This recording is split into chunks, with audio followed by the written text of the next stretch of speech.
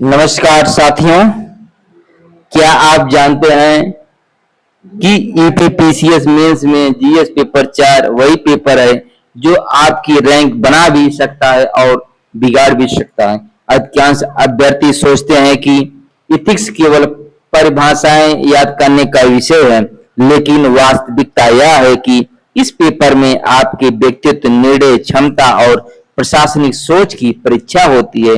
यदि आपको 150 प्लस अंक प्राप्त करने हैं तो केवल उत्तर लिखना पर्याप्त नहीं है।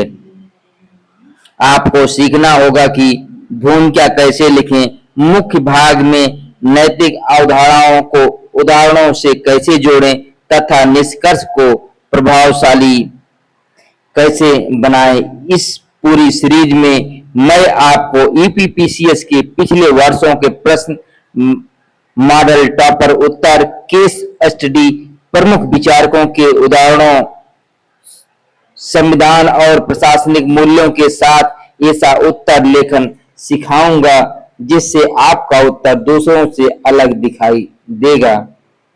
यदि आपका लक्ष्य प्रशासनिक सेवाओं में जाने का है तो यह सीरीज आपके लिए बेहद महत्वपूर्ण है। तो वीडियो को अंत तक अवश्य देखें, नोट्स बनाते चलें और यदि यह प्रयास आपको उपयोगी लगे तो वीडियो को लाइक करें और दोस्तों के साथ शेयर करें और चैनल को सब्सक्राइब करके बेल आइकन की घंटी जरूर दबाएं ताकि आने वाले सभी महत्वपूर्ण वीडियो सबसे पहले आपको मिले। चलिए बिना समय गंवाए शुरू करते हैं। अगर आपने इन प्रीवियस ईयर्स के प्रश्नों को हल करना सीख गए तो हमें दावा कर सकते हैं कि आप बेहतर तरीके से किसी भी प्रश्न का उत्तर लिख सकते हैं। आपको कहीं से किसी भी प्रश्न का उत्तर लिखने में कोई कठिनाई नहीं होगा। आज हम यूपीपीसीएस मेंस जीएस पेपर 4 से क्वेश्चन ले रहे हैं। अब हम सीधे प्रश्नों पर चलते हैं। आज का हमारा पहला प्रश्न है, नीति शास्त्र क्या है? मानव जीवन में इसकी भूमिका की विवेचना कीजिए।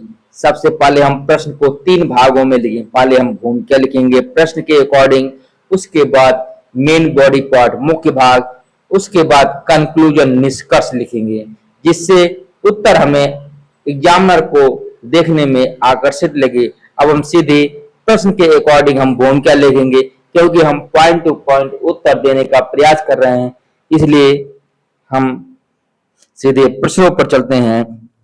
प्रश्न की भूमिका पर अब देखते हैं। नीति शास्त्र दर्शन की वह शाखा है जो मानव के आचरण, कर्तव्य, सद्गुण तथा उचित अनुचित के मानकों का अध्ययन करती है। इसका उद्देश्य व्यक्ति एवं समाज के लिए नैतिक जीवन का मार्गदर्शन करना है। अब हम सीधे मुख्य भाग पर चलते हैं। नीति शास्त्र की भूमिका मानव जीवन में। पहला पॉइंट है नैतिक निर्णय का आधार।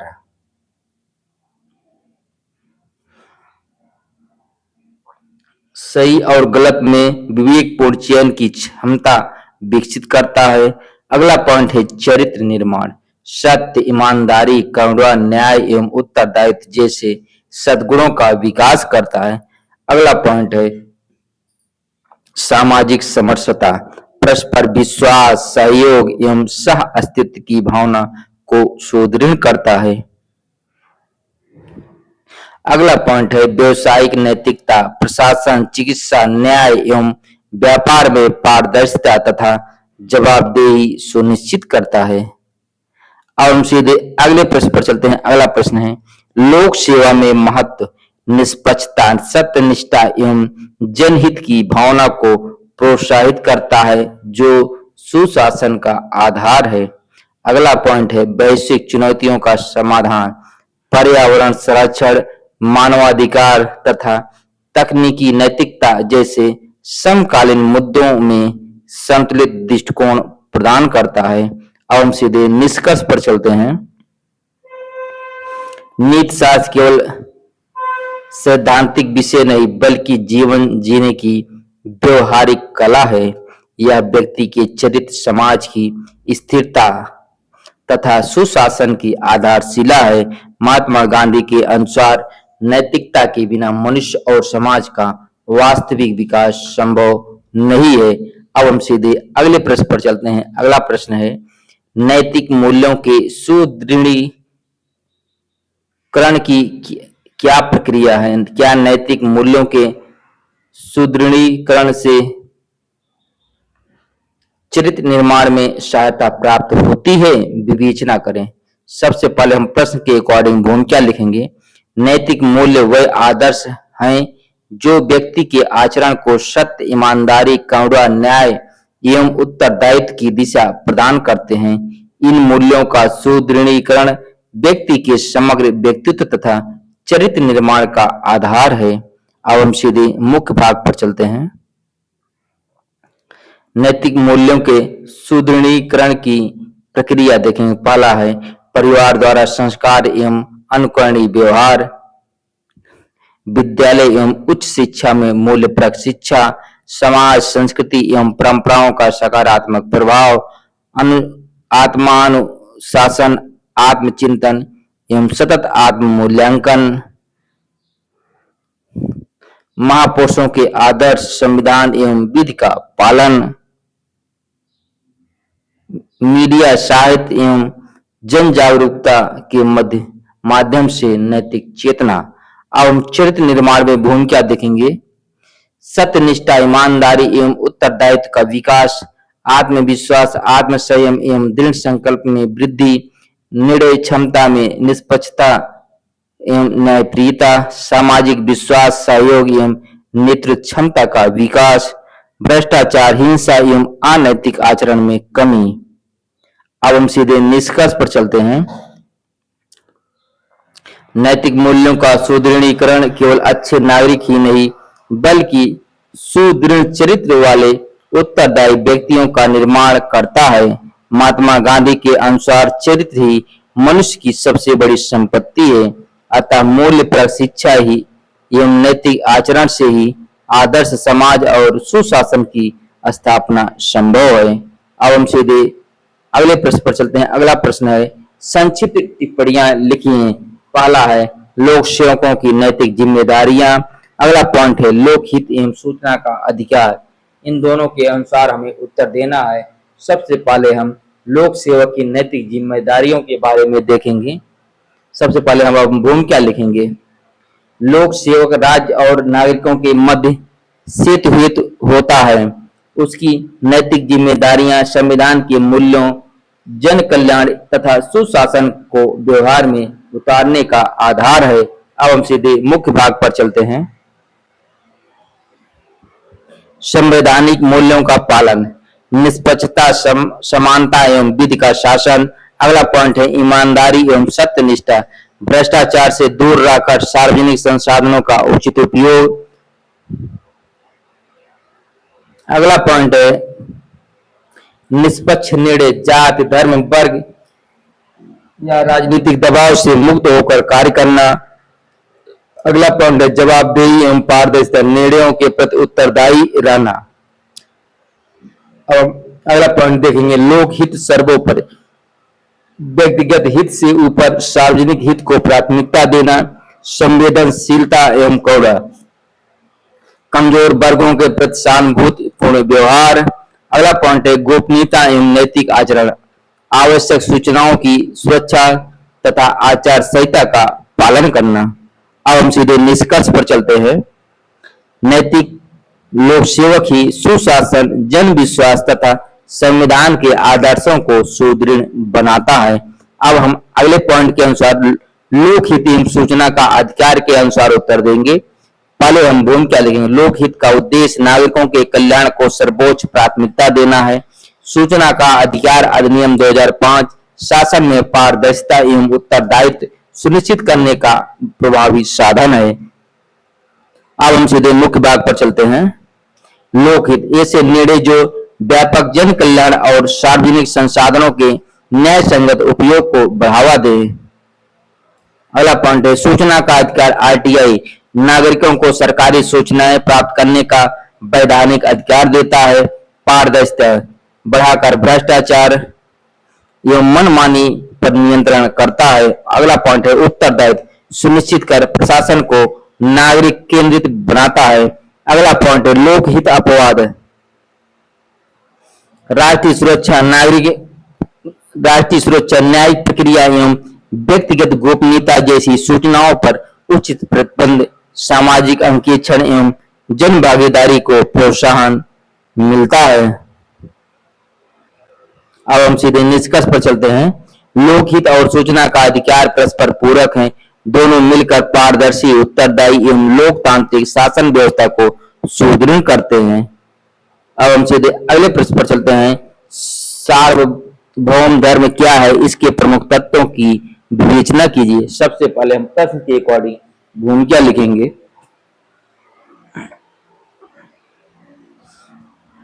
सार्वभौम धर्म से आशय ऐसे नैतिक एवं आध्यात्मिक सिद्धांतों से है जो किसी एक धर्म, जाति, राष्ट्र या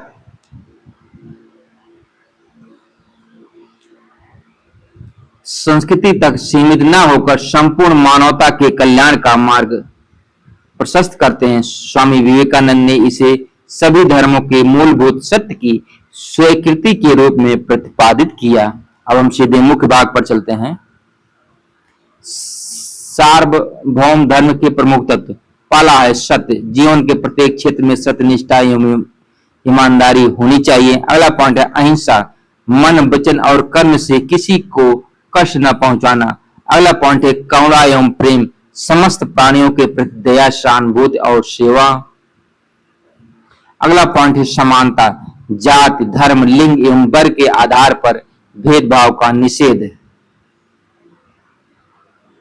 अगला पॉइंट है सहिष्णुता, सभी धर्मों एवं विचारों का सम्मान तथा संवाद की भावना। अगला पॉइंट है न्याय एवं मानव गरिमा, प्रत्येक व्यक्ति के अधिकारों और सम्मान की रक्षा करना। अगला पॉइंट है विश्व बंधुत्व, वसुधैव कुटुंबकम की भावना के अनुसार समस्त मानवता को एक परिवार मानना। अगला पॉइंट है आत्म संयम एवं नैतिक आचरण, संयम, सत्यनिष्ठा और उत्तरदायित्व पूर्ण जीवन। हम सीधे निष्कर्ष पर चलते हैं। सार्वभौम धर्म किसी नए संप्रदाय का नाम नहीं बल्कि मानवता के साझा नैतिक मूल्यों का समुच्चय है। वर्तमान वैश्विक संघर्ष, असहिष्णुता और सामाजिक विभाजन के युग में सत्य, करुणा, सहिष्णुता एवं विश्व बंधुत्व पर आधारित सार्वभौम धर्म ही शांतिपूर्ण, न्यायपूर्ण और समावेशी विश्व व्यवस्था की आधारशिला बन सकता है। अब हम अगले प्रश्न पर चलते हैं। गांधी के असहयोग आंदोलन पर दार्शनिक दृष्टि से विचार कीजिए। सबसे पहले हम भूमिका लिखेंगे। महात्मा गांधी का असहयोग आंदोलन 1920 से 22 केवल राजनीतिक संघर्ष नहीं बल्कि सत्य, अहिंसा, आत्मबल एवं नैतिक प्रतिरोध पर आधारित एक दार्शनिक आंदोलन था। इसका उद्देश्य अन्यायपूर्ण शासन से नैतिक असहयोग द्वारा स्वराज की प्राप्ति था। अब हम सीधे मुख्य भाग पर चलते हैं। सत्य, सत्य को सर्वोच्च मूल्य मानते हुए अन्यायपूर्ण सत्ता का नैतिक विरोध करना। अगला पॉइंट है अहिंसा, हिंसा के स्थान पर प्रेम, करुणा और आत्म संयम को संघर्ष का आधार बनाया।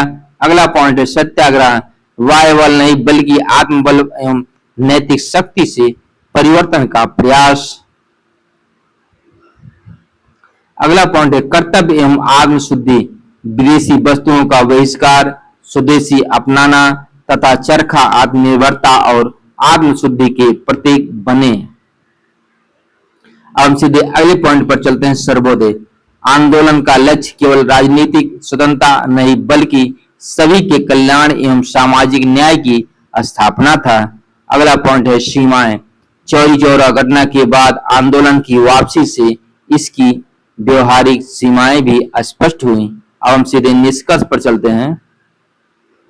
असहयोग आंदोलन गांधी के नैतिक एवं आध्यात्मिक दर्शन का व्यवहारिक रूप था। इसने यह सिद्ध किया कि सत्य, अहिंसा और नैतिक शक्ति किसी भी अन्यायपूर्ण व्यवस्था के विरुद्ध प्रभावी एवं अस्थायी परिवर्तन का आधार बन सकते हैं। यही इसकी अस्थायी दार्शनिक विरासत है। अब हम अगले प्रश्न पर चलते हैं। लोक सेवकों की लोकतंत्रीय अभिवृत्ति एवं अधिकारी तंत्रीय अभिवृत्ति में विभेद कीजिए। सबसे पहले हम प्रश्न के अकॉर्डिंग भूमिका लिखेंगे। लोक सेवक लोकतांत्रिक शासन व्यवस्था की रीढ़ हैं। उनकी कार्यशैली नागरिकों के प्रति उत्तरदायित्व, पारदर्शिता तथा प्रशासनिक दक्षता को प्रभावित करती है। सामान्यतः उनकी अभिवृत्ति लोकतंत्री अथवा अधिकारी तंत्री स्वरूप की हो सकती है। अब हम सीधे मुख्य भाग पर चलते हैं। लोकतंत्री अभिवृत्ति नागरिक केंद्रित एवं सेवा भाव पर आधारित होना चाहिए। अगला पॉइंट है पारदर्शिता, उत्तरदायित्व एवं सहभागिता को प्रोत्साहित करती है। अगला पॉइंट है कानून के साथ मानवीय संवेदनशीलता का संतुलित पालन। अगला पॉइंट है जनमत विकेंद्रीकरण तथा सुशासन पर बल। अगला पॉइंट है उदाहरण सूचना का अधिकार, जन सुनवाई, ई गवर्नेंस आदि। अब हम अगला पॉइंट देखें अधिकारी तंत्रीय अभिवृत्ति। नियम एवं पदानुक्रम पर अत्यधिक निर्भर, नागरिकों के बजाय प्रक्रिया को प्राथमिकता देना, निर्णय प्रक्रिया में केंद्रीकरण एवं कठोरता, परिवर्तन के प्रति अपेक्षाकृत कम लचीलापन, परिणाम स्वरूप विलंब, लाल फीताशाही तथा जनता में असंतोष की संभावना। अब हम सीधे निष्कर्ष पर चलते हैं। आधुनिक लोकतांत्रिक प्रशासन में लोक सेवकों को अधिकारी तंत्रीय अनुशासन और लोकतंत्री संवेदनशीलता के बीच संतुलन स्थापित करना चाहिए। यही दृष्टिकोण सुशासन, जन विश्वास तथा संविधान के लोक कल्याणकारी उद्देश्यों की प्रभावी पूर्ति सुनिश्चित करता है। अब हम सीधे अगले प्रश्न पर चलते हैं। जनता के विरोध के संबंध में अनुनय के गुणों और अवगुणों की व्याख्या कीजिए। सबसे पहले हम प्रश्न के अकॉर्डिंग भूमिका लिखेंगे। जनता के विरोध की स्थिति में अनुनय का अर्थ है संवाद, तर्क, विश्वास एवं सहमति के माध्यम से जनता को समझकर विवाद का शांतिपूर्ण समाधान करना। लोकतांत्रिक शासन में यह दमन की अपेक्षा अधिक स्वीकार्य उपाय माना जाता है। अब हम सीधे मुख्य भाग पर चलते हैं। अनुनय के गुण देखेंगे। लोकतांत्रिक मूल्यों एवं नागरिक सहभागिता को सुदृढ़ करता है। सरकार और जनता के बीच विश्वास तथा पारदर्शिता बढ़ाता है। अगला पॉइंट है हिंसा एवं टकराव की संभावना कम करता है। दीर्घकालिक एवं सहमति आधारित समाधान सुनिश्चित करता है। नीतियों के प्रति जन स्वीकृति और सहयोग बढ़ाता है। अब हम अनुनय के अवगुण देखेंगे। प्रक्रिया समय साध्य होने से निर्णयों में विलंब हो सकता है। कट्टर या असामाजिक तत्वों पर इसका प्रभाव सीमित रहता है। गलत सूचना एवं अफवाहें अनुनय को निष्प्रभावी बना सकती हैं।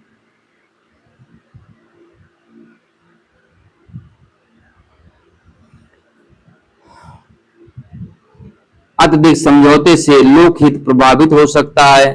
आपातकालीन परिस्थितियों में यह पर्याप्त प्रभावी नहीं होता है। अब हम सीधे निष्कर्ष पर चलते हैं। लोकतांत्रिक शासन में जनता के विरोध के समाधान हेतु अनुनय प्रथम विकल्प होना चाहिए, जबकि आवश्यकता पड़ने पर विधि सम्मत एवं न्यूनतम बल का प्रयोग किया जाना चाहिए। संवाद, संवेदनशीलता और उत्तरदायित्व ही सुशासन तथा जन विश्वास की आधारशिला है। अब हम सीधे अगले प्रश्न पर चलते हैं। अगला प्रश्न है सिविल सेवा के संदर्भ में निम्नलिखित की प्रासंगिकता का परीक्षण कीजिए। सबसे पहले हम पारदर्शिता पॉइंट है, उसके बाद जवाबदेही। अगला पॉइंट है दृढ़ विश्वास का साथ। इन सब के अनुसार हमें उत्तर लिखना है। सबसे पहले हम प्रश्न के अकॉर्डिंग भूमिका लिखेंगे। लोकतांत्रिक शासन में सिविल सेवक शासन और जनता के बीच सेतु होता है। सुशासन, नैतिक प्रशासन तथा जन विश्वास की स्थापना के लिए पारदर्शिता, जवाबदेही तथा दृढ़ विश्वास का साहस सिविल सेवा के मूल नैतिक स्तंभ हैं। अब हम मुख्य भाग पर चलते हैं। पहला पॉइंट है पारदर्शिता। निर्णय प्रक्रिया में खुलापन एवं सूचना की उपलब्धता सुनिश्चित करती है। अगला पॉइंट है भ्रष्टाचार एवं मनमानी को कम करती है। सूचना का अधिकार अधिनियम 2005 इसका प्रमुख माध्यम है। अब हम जवाबदेही के अनुसार उत्तर लिखेंगे। सिविल सेवक अपने कार्यों और निर्णयों के प्रति जनता, सरकार और संविधान के प्रति उत्तरदायी होता है। उत्तरदायित्व से कार्यकुशलता, निष्पक्षता तथा जन विश्वास बढ़ता है। अगला पॉइंट है सामाजिक अंकेक्षण एवं सतर्कता तंत्र इसे सुदृढ़ करते हैं। अब हम अगला पॉइंट देखते हैं दृढ़ विश्वास का साहस। नैतिक मूल्यों के पक्ष में दबावों का सामना करने की क्षमता प्रदान करता है। अवैध आदेशों का विरोध तथा लोकहित में निष्पक्ष निर्णय लेने की प्रेरणा देता है। ईमानदारी एवं नैतिक नेतृत्व का आधार बनता है। अब हम सीधे निष्कर्ष पर चलते हैं। एक आदर्श सिविल सेवक के लिए पारदर्शिता विश्वास उत्पन्न करती है, जवाबदेही उत्तरदायित्व सुनिश्चित करती है तथा दृढ़ विश्वास का साहस नैतिक निर्णयों को सशक्त बनाता है। इन तीनों के समन्वय से ही संविधान के मूल्यों पर आधारित प्रभावी, उत्तरदायी एवं जनोन्मुखी प्रशासन स्थापित किया जा सकता है। अब हम सीधे अगले प्रश्न पर चलते हैं। अगला प्रश्न है हमें देश में महिलाओं के प्रति यौन उत्पीड़न के बढ़ते हुए दृष्टांत दे रहे हैं। इस कुकृत्य के विरुद्ध विद्यमान विधिक उपबंधों के होते हुए भी ऐसी घटनाओं की संख्या बढ़ रही है। इस संकट से निपटने के लिए कुछ नवाचारी उपाय सुझाइए। सबसे पहले हम प्रश्न के अकॉर्डिंग भूमिका लिखेंगे। महिलाओं के प्रति यौन उत्पीड़न संविधान के अनुच्छेद 14, 15 एवं 21 में निहित समानता, गरिमा और जीवन के अधिकार का गंभीर उल्लंघन है। यद्यपि भारतीय दंड संहिता,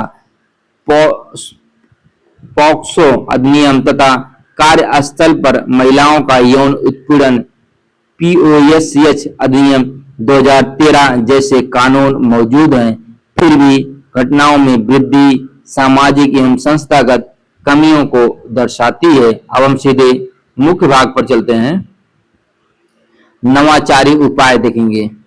AI आधारित सेफ्टी ऐप तथा रियल टाइम आपातकालीन प्रतिक्रिया प्रणाली, विद्यालयों में लैंगिक संवेदनशीलता एवं सहमति पर अनिवार्य शिक्षा।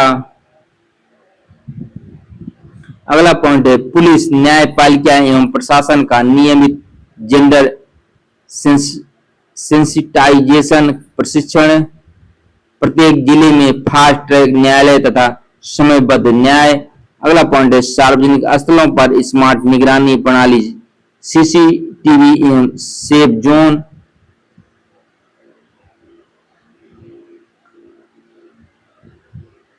अगला पॉइंट है समुदाय आधारित महिला सुरक्षा, स्वयं सेवक एवं मोहल्ला निगरानी तंत्र। पीड़िताओं के लिए वन स्टॉप सेंटर, मनोवैज्ञानिक परामर्श एवं कानूनी सहायता। सोशल मीडिया पर साइबर उत्पीड़न की रोकथाम हेतु AI मॉनिटरिंग और कठोर दंड। अब हम सीधे निष्कर्ष पर चलते हैं। महिला सुरक्षा केवल कानून का नहीं बल्कि समाज, परिवार, शिक्षा, तकनीक और प्रशासन की साझी जिम्मेदारी है। नारी सम्मान से ही राष्ट्र का उत्थान। इसी दृष्टिकोण के साथ नवाचार, उत्तरित न्याय और सामाजिक जागरूकता का समन्वय ही इस संकट का प्रभावी समाधान है। अब हम सीधे अगले प्रश्न पर चलते हैं। आज का हमारा अगला प्रश्न है आप एक ईमानदार तथा उत्तरदायी सिविल सेवक हैं। आप प्रायः निम्नलिखित को प्रेषित करते हैं। पहला पॉइंट है एक सामान्य धारणा है कि नैतिक आचरण का पालन करने से स्वयं को भी कठिनाई का सामना करना पड़ सकता है और परिवार के लिए भी समस्या पैदा हो सकती है, जबकि अनुचित आचरण जीव के लक्ष्यों तक पहुंचने में सहायक हो सकते हैं। अगला पॉइंट है, जब अनुचित साधनों को अपनाने वालों की संख्या बढ़ी होती है तो नैतिक साधन अपनाने वाले अल्पसंख्यक लोगों से कोई फर्क नहीं पड़ता। उपर्युक्त कथनों के की उनकी गुण दोषों सहित जांच कीजिए। सबसे पहले हम प्रश्न के अकॉर्डिंग हम क्या लिखेंगे, नैतिकता लोक सेवा की आधारशिला है। अल्पकाल में अनैतिक आचरण लाभकारी प्रतीत हो सकता है, किंतु दीर्घकाल में सत्यनिष्ठा, विधि का शासन तथा जन विश्वास ही सुशासन की वास्तविक शक्ति है। अब हम सीधे मुख्य भाग पर चलते हैं, कथन का परीक्षण देखेंगे। पहले गुण, वास्तविक जीवन में ईमानदार व्यक्ति को स्थानांतरण, दबाव या आर्थिक कठिनाइयों का सामना करना पड़ सकता है।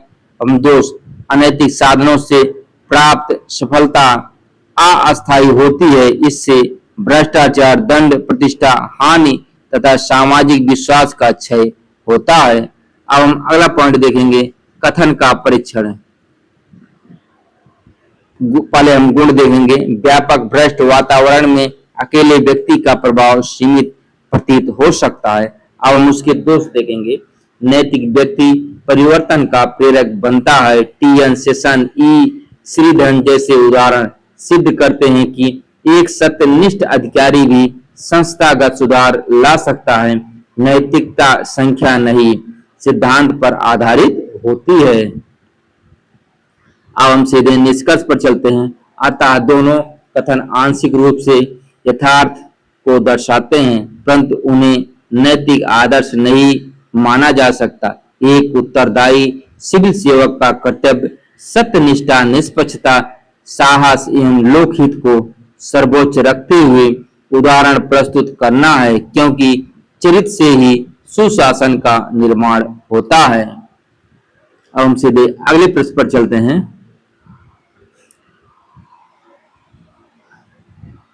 धार्मिक कट्टरता किसी भी लोकतांत्रिक देश की उन्नति में बाधक रही है, विवेचना कीजिए। सबसे पहले हम भूमिका लिखेंगे, धार्मिक कट्टरता वह स्थिति है जिसमें व्यक्ति या समूह अपने धर्म को ही सर्वोच्च मानते हुए अन्य मतों के प्रति असहिष्णुता का व्यवहार करता है। लोकतंत्र समानता, स्वतंत्रता, सहिष्णुता तथा बहुलवाद पर आधारित होता है, इसलिए धार्मिक कट्टरता उसकी मूल भावना के विपरीत है। अब हम सीधे मुख्य भाग पर चलते हैं। धार्मिक कट्टरता लोकतांत्रिक उन्नति में बाधक है, क्योंकि सामाजिक सौहार्द एवं राष्ट्रीय एकता को कमजोर करती है। सांप्रदायिक हिंसा एवं तनाव से शांति और कानून व्यवस्था प्रभावित होता है। लोकतांत्रिक मूल्यों, समानता, धर्मनिरपेक्षता एवं सहिष्णुता का ह्रास होता है।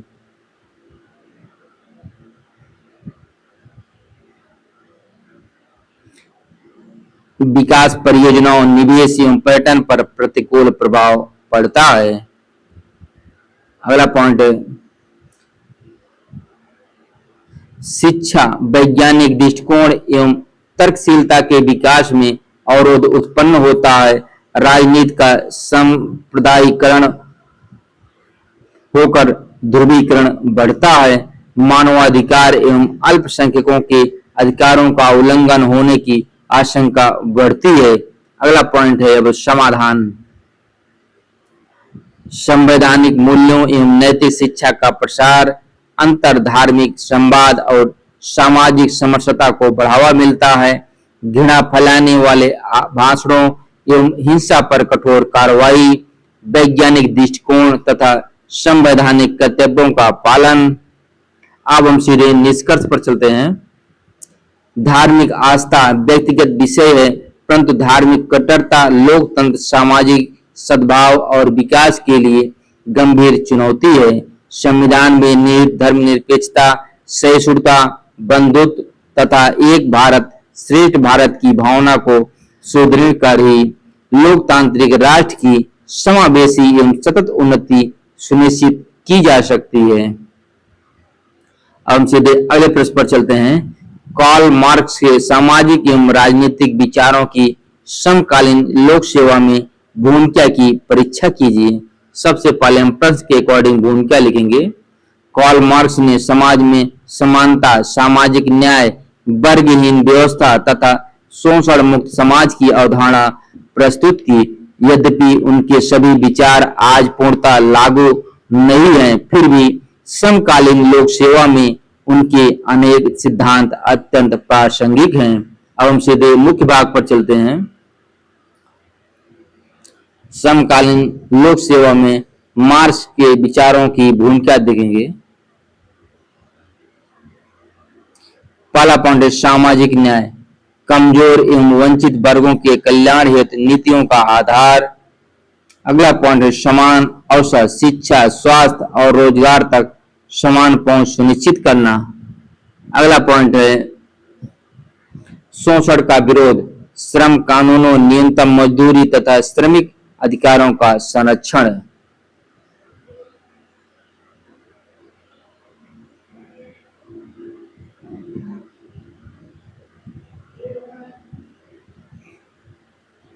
अगला पॉइंट है कल्याणकारी राज्य, गरीबी उन्मूलन, सामाजिक सुरक्षा तथा समावेशी विकास को बढ़ावा। अगला पॉइंट है उत्तरदायी प्रशासन, संसाधनों का न्यायपूर्ण वितरण तथा जनहित को प्राथमिकता देना। अब हम सीमाएं देखेंगे। वर्ग संघर्ष की अवधारणा लोकतांत्रिक सहमति से पूर्णतः मेल नहीं खाती है। निजी संपत्ति के पूर्ण उन्मूलन का विचार आधुनिक मिश्रित अर्थव्यवस्था के अनुकूल नहीं है। अब हम सीधे निष्कर्ष पर चलते हैं। समकालीन लोक सेवा में कार्ल मार्क्स के विचार सामाजिक न्याय, समावेशी विकास, समान अवसर तथा जन कल्याणकारी प्रशासन को सुदृढ़ करने में महत्वपूर्ण है। लोकतांत्रिक मूल्यों और संवैधानिक व्यवस्था के साथ संतुलित रूप से इन सिद्धांतों का प्रयोग सुशासन और लोक कल्याण को प्रभावी बनाता है। अब हम सीधे अगले प्रश्न पर चलते हैं। अवसाद और आत्महत्या की बढ़ती घटनाओं को रोकने में गीता का निष्काम कर्मयोग किस प्रकार सहायक हो सकता है, विवेचना कीजिए। सबसे पहले हम भूमिका लिखेंगे। भगवत गीता का निष्काम कर्मयोग कर्म करते हुए फल के प्रति आसक्ति का त्याग करने का संदेश देता है। यह व्यक्ति को मानसिक संतुलन, आत्मविश्वास एवं जीवन के प्रति सकारात्मक दृष्टिकोण प्रदान करता है, जो अवसाद एवं आत्महत्या की प्रवृत्तियों को कम करने में सहायक हो सकता है। अब हम सीधे मुख्य भाग पर चलते हैं। निष्काम कर्मयोग की उपयोगिता देखेंगे। फल की चिंता से मुक्ति, असफलता का भय एवं तनाव कम होता है। समत्व योग, सुख दुख लाभ हानि में संतुलित रहने की प्रेरणा मिलती है। अगला पॉइंट है आत्म स्वीकृति, व्यक्ति अपनी क्षमताओं को स्वीकार कर हीन भावना से बचता है। अब सीधे अगले पॉइंट पर देखते हैं। कर्तव्य निष्ठा जीवन को उद्देश्यपूर्ण बनाकर निराशा कम करता है। अगला पॉइंट है मानसिक दृढ़ता, विपरीत परिस्थितियों में धैर्य एवं आशा बनाए रखता है।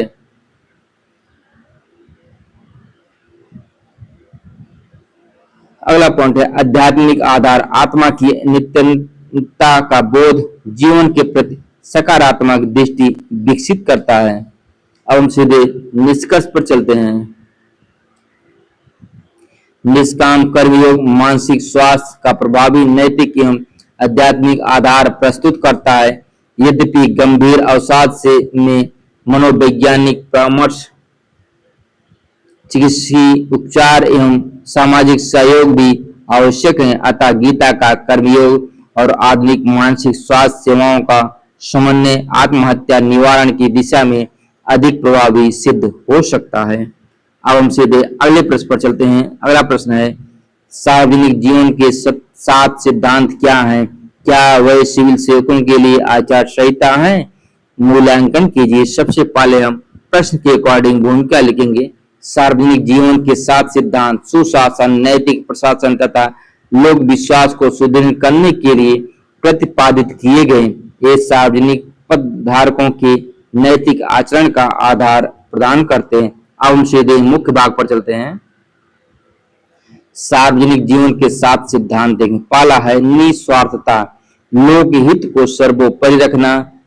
दूसरा पॉइंट है सत्यनिष्ठा, निजी हितों के टकराव से बचना।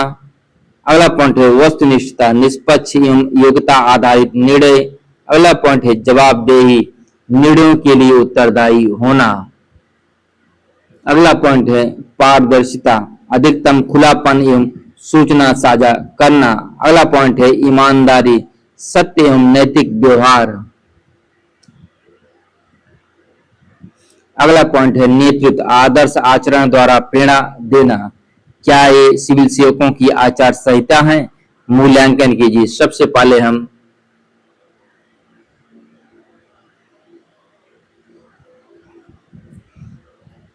अभी इस प्रश्न के अकॉर्डिंग हम उत्तर देखेंगे। क्या ये सिविल सेवकों की आचार संहिता है? मूल्यांकन देखते हैं। इस वैधानिक आचार संहिता नहीं बल्कि नैतिक मानक हैं। भारत में इन्हीं मूल्यों का प्रतिबिंब सिविल सेवा आचरण नियम, द्वितीय प्रशासनिक सुधार आयोग ARC की सिफारिशों तथा केंद्रीय सिविल सेवा आचरण नियमों में दिखाई देता है। अतः ये सिविल सेवकों के लिए प्रभावी मार्गदर्शक सिद्धांत हैं, किंतु पूर्ण विधिक आचार संहिता नहीं। अब हम सीधे निष्कर्ष पर चलते हैं। लोकतांत्रिक शासन में सिविल सेवकों की विश्वसनीयता, निष्पक्षता और जन विश्वास बनाए रखने हेतु नोलन सिद्धांत नैतिक दिशा प्रदान करते हैं। इनका व्यवहारिक पालन सुशासन, पारदर्शिता एवं उत्तरदायी प्रशासन की आधारशिला है। अब हम सीधे अगले प्रश्न पर चलते हैं। आप एक PCS अधिकारी बनने की कोशिश कर रहे हैं और विभिन्न चरणों को पार कर व्यक्तिगत साक्षात्कारकर्ता हेतु आर हो गए। साक्षात्कार हेतु जाते समय रास्ते में आपने देखा कि एक बुजुर्ग व्यक्ति अपनी पोती के साथ कहीं जा रहा है। अचानक उसे आपके सामने दिल का दौरा पड़ता है और बुजुर्ग की पोती आपसे सहायता की पुकार करती है। ऐसी दशा में आप क्या करेंगे? विस्तृत चर्चा करें। हम सबसे पहले प्रश्न के अकॉर्डिंग भूमिका लिखेंगे। यह एक नैतिक दुविधा का प्रकरण है जहां व्यक्तिगत हित, साक्षात्कार और मानवीय कर्तव्य जीवन रक्षा में चयन करना है। भारतीय संविधान के अनुच्छेद 21 तथा मानवता का मूल सिद्धांत जीवन की रक्षा को सर्वोच्च मानता है। अब हम सीधे मुख्य भाग पर चलते हैं। सिद्धांत में मेरा निर्णय होगा। सर्वप्रथम बुजुर्ग की स्थिति का आकलन कर 108, 112 एम्बुलेंस तथा निकटवर्ती अस्पताल से संपर्क करूंगा। यदि आवश्यक हो तो प्राथमिक उपचार CPR का प्रयास कर उन्हें शीघ्र अस्पताल पहुंचाऊंगा। पोती को मानसिक सबल दूंगा तथा उसके परिजनों को सूचना दिलवाऊंगा। अस्पताल पहुंचने के बाद साक्षात्कार बोर्ड को यथाशीघ्र घटना की सूचना देकर आवश्यक प्रमाण प्रस्तुत करूंगा। मेरा निर्णय करुणा, उत्तरदायित्व, संवेदनशीलता, परोपकार तथा लोक सेवकों के नैतिक मूल्यों पर आधारित होगा।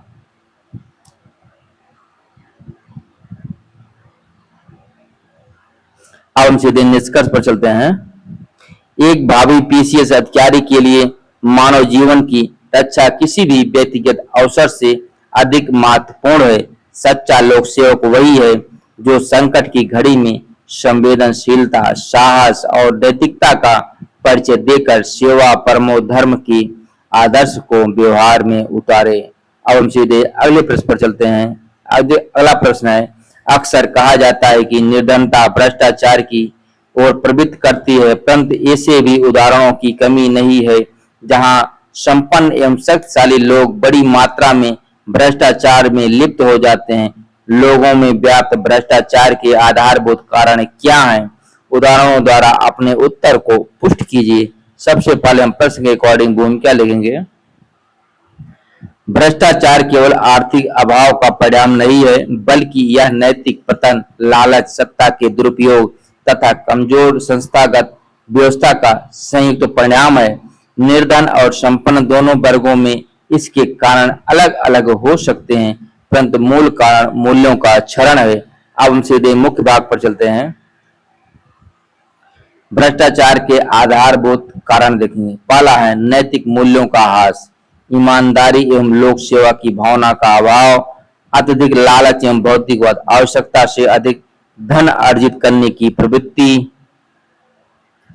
अगला पॉइंट है सत्ता एवं विवेकाधिकार का दुरुपयोग, पद का निजी लाभ हेतु उपयोग। अगला पॉइंट है दंडहीनता एवं कमजोर जवाबदेही, दोषियों को समय पर दंड न मिलना। अगला पॉइंट है पारदर्शिता का अभाव, प्रशासनिक प्रक्रियाओं में गोपनीयता।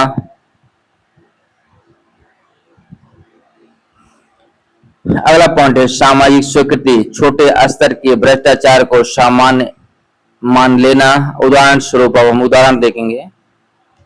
2G स्पेक्ट्रम एवं कोयला आवंटन जैसे घोटालों में प्रभावशाली व्यक्तियों की संलिप्तता, दैनिक जीवन में रिश्वत देकर लाइसेंस या प्रमाण पत्र बनवाना। अब हम सीधे निष्कर्ष पर चलते हैं।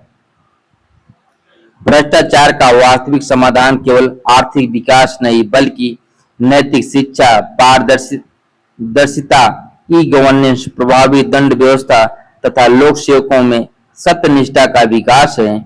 जब सुशासन और नैतिकता साथ साथ चलेंगे तभी भ्रष्टाचार पर प्रभावी नियंत्रण संभव होगा। अब हम सीधे अगले प्रश्न पर चलते हैं। क्या सार्वजनिक सेवाओं में समानुभूति की कोई भूमिका है? उपयुक्त उदाहरण के साथ अपनी बात समझाइए। सबसे पहले हम प्रश्न के अकॉर्डिंग भूमिका लिखेंगे। समानुभूति वह क्षमता है जिसके द्वारा कोई व्यक्ति दूसरों की भावनाओं, परिस्थितियों एवं आवश्यकताओं को समझकर संवेदनशील एवं न्याय संगत निर्णय लेता है। लोक सेवा में यह नागरिक केंद्रित, उत्तरदायी एवं मानवीय प्रशासन का आधार है। अब हम सीधे मुख्य भाग पर चलते हैं। सार्वजनिक सेवाओं में समानुभूति की भूमिका देखेंगे। पहला पॉइंट है नागरिकों की वास्तविक समस्याओं को समझकर प्रभावी समाधान प्रदान करती है। प्रशासन में विश्वास, पारदर्शिता एवं उत्तरदायित्व को बढ़ाती है। अगला पॉइंट है कमजोर एवं वंचित वर्गों तक योजनाओं की समावेशी पहुंच सुनिश्चित करती है। अगला पॉइंट है संकट की परिस्थितियों में त्वरित एवं मानवीय निर्णय लेने में सहायक होते हैं। अब हम उदाहरण देखेंगे। कोविड-19 के दौरान अनेक जिलाधिकारियों ने प्रवासी श्रमिकों के लिए भोजन, परिवहन एवं चिकित्सा की समुचित व्यवस्था कर समानुभूति आधारित प्रशासन का उदाहरण प्रस्तुत किया।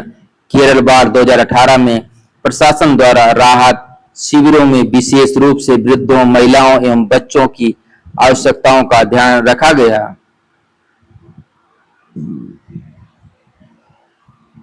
अब हम सीधे निष्कर्ष पर चलते हैं। समानुभूति लोक सेवा की कमजोरी नहीं बल्कि उसकी नैतिक शक्ति है। नियमों के साथ मानवीय संवेदनशीलता का संतुलन ही सुशासन एवं जन कल्याणकारी प्रशासन की वास्तविक पहचान है। अब हम सीधे अगले प्रश्न पर चलते हैं। अगला प्रश्न है प्रशासन में भावनात्मक बुद्धि की उपयोगिता की विवेचना कीजिए। सबसे पहले हम भूमिका लिखेंगे। भावनात्मक बुद्धि वह क्षमता है जिसके माध्यम से व्यक्ति अपनी तथा दूसरों की भावनाओं को समझकर नियंत्रित कर तथा सकारात्मक रूप से उपयोग कर प्रभावी निर्णय लेता है। डेनियल गोलमैन के अनुसार यह सफल नेतृत्व एवं प्रशासन का महत्वपूर्ण आधार है। अब हम सीधे मुख्य भाग पर चलते हैं। प्रशासन में भावनात्मक बुद्धि की उपादेयता देखेंगे। पहला पॉइंट है जन केंद्रित प्रशासन नागरिकों की समस्याओं के प्रति संवेदनशील एवं सहानुभूतिपूर्ण दृष्टिकोण विकसित करती है। अगला पॉइंट है प्रभावी नेतृत्व कर्मचारियों को प्रेरित कर टीम भावना एवं कार्यकुशलता बढ़ाती है। अगला पॉइंट है विवाद समाधान संवाद एवं धैर्य के माध्यम से संघर्षों का शांतिपूर्ण समाधान करती है। अगला पॉइंट है संकट प्रबंधन आपदा, महामारी या तनावपूर्ण परिस्थितियों में संतुलित एवं त्वरित निर्णय लेने में सहायक होती है। अगला पॉइंट है नैतिक प्रशासन क्रोध, पक्षपात एवं व्यक्तिगत पूर्वाग्रहों पर नियंत्रण रखकर निष्पक्ष निर्णय सुनिश्चित करती है। अगला पॉइंट है जन विश्वास में वृद्धि, पारदर्शिता, उत्तरदायित्व एवं मानवीय व्यवहार से प्रशासन के प्रति विश्वास बढ़ता है। अब हम उदाहरण देखेंगे। कोविड-19 महामारी के दौरान अनेक जिलाधिकारियों ने संवेदनशील संवाद, प्रभावी समन्वय एवं मानवीय दृष्टिकोण अपनाकर राहत कार्यों को सफल बनाया। अब हम सीधे निष्कर्ष पर चलते हैं। भावनात्मक बुद्धि आधुनिक प्रशासन की अनिवार्य दक्षता है। यह केवल दक्ष निर्णय लेने का माध्यम नहीं बल्कि न्यूनतम सरकार, अधिकतम सुशासन तथा लोक कल्याणकारी प्रशासन के लक्ष्य को साकार करने का प्रभावी आधार भी है। अब हम सीधे अगले प्रश्न पर चलते हैं। अगला प्रश्न है सामाजिक समस्याओं के प्रति व्यक्ति की अभिवृत्ति के निर्माण में कौन से कारक प्रभाव डालते हैं? उदाहरणों के द्वारा अपने उत्तर को संपुष्ट कीजिए। सबसे पहले हम भूमिका लिखेंगे। अभिवृत्ति किसी सामाजिक समस्या के प्रति व्यक्ति की सोच, भावना एवं व्यवहार की प्रवृत्ति है। इसका निर्माण व्यक्तिगत, सामाजिक, सांस्कृतिक तथा संस्थागत कारकों के संयुक्त प्रभाव से होता है। अब हम सीधे मुख्य भाग पर चलते हैं।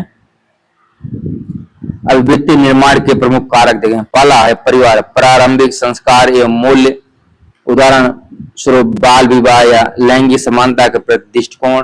अगला पॉइंट है शिक्षा, वैज्ञानिक सोच एवं संवैधानिक मूल्यों का विकास, उदाहरण स्वरूप स्वच्छता एवं पर्यावरण संरक्षण।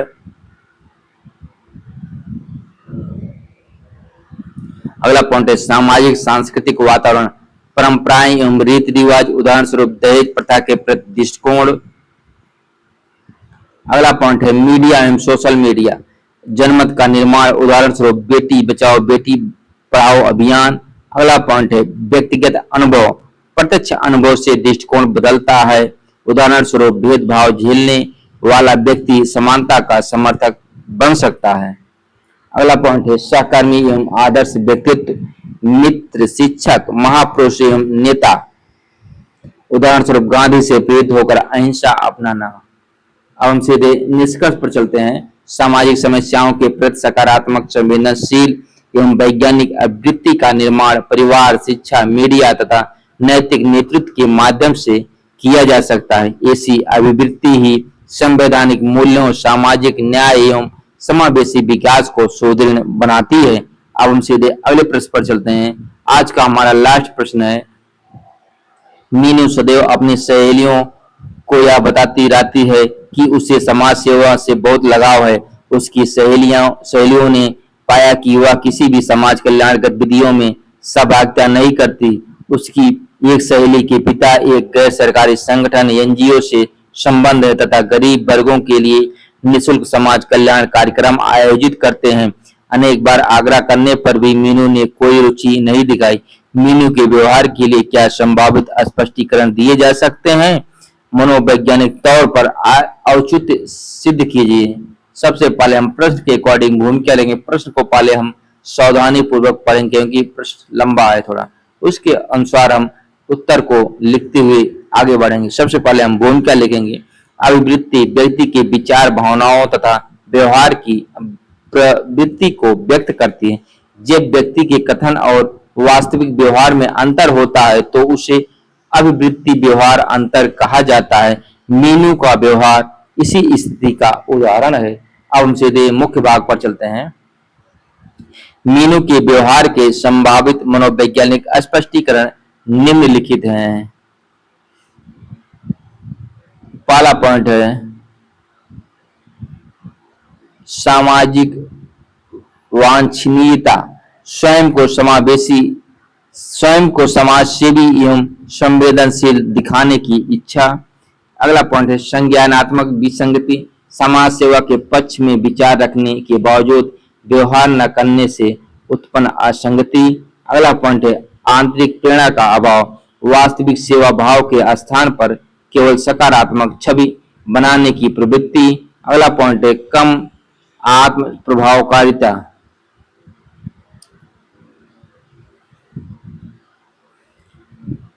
यह विश्वास कि उसके प्रयासों से कोई विशेष परिवर्तन नहीं आएगा। अगला पॉइंट है व्यक्तिगत प्राथमिकताएं, समय, सुविधा अथवा निजी हितों को समाज सेवा से अधिक महत्व देना। अगला पॉइंट है मूल्यों का अपर्याप्त आंतरिकीकरण, समाज सेवा को जीवन मूल्य के रूप में न अपनाना। अब हम सीधे निष्कर्ष पर चलते हैं। अतः मीनू का व्यवहार दर्शाता है कि केवल समाज सेवा की बात करना पर्याप्त नहीं है। वास्तविक अभिवृत्ति का प्रमाण व्यवहार में सहभागिता, नैतिक प्रतिबद्धता, समानुभूति तथा सेवा भाव से मिलता है। यही एक उत्तरदायी नागरिक और लोक सेवक का अपेक्षित गुण है। धन्यवाद।